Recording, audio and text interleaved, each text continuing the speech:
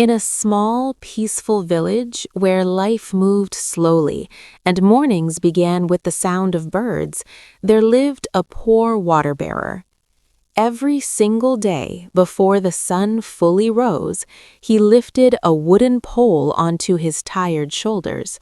On each end of that pole hung two clay pots, both meant to carry water, yet each carrying a very different story. One pot was perfect, smooth, strong, and unbroken. It always reached the master's house filled to the brim. It silently believed it was important, valuable, complete. The other pot was different. A long crack ran down its side. With every step the water-bearer took, a few drops escaped and disappeared into the dry earth. By the time the journey ended, the pot was only half full. For 2 long years, this happened again and again. The perfect pot felt proud of itself, but the cracked pot felt heavy with shame. Each drop it lost felt like a failure. Each step felt like a reminder that it was not good enough. At night, while hanging quietly in the corner, the cracked pot would think, "Why was I made like this? Why can't I be perfect?" One day, unable to carry the weight of its guilt any longer, the cracked pot finally spoke. In a trembling voice, it said, "I am sorry. I am ashamed of myself."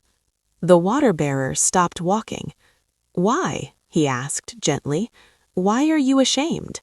The cracked pot replied, its voice filled with pain. "Because of my flaw, I waste your effort. You work so hard, yet because of me, you never get a full pot of water." For a moment, the water-bearer said nothing.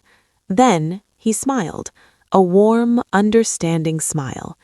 "Come with me today," he said softly, "but this time look carefully." As they walked back from the stream, the bearer asked, "Do you see the path on your side?" The cracked pot looked down. For the first time, it truly noticed them. Colorful flowers, fresh green leaves, butterflies dancing in the sunlight.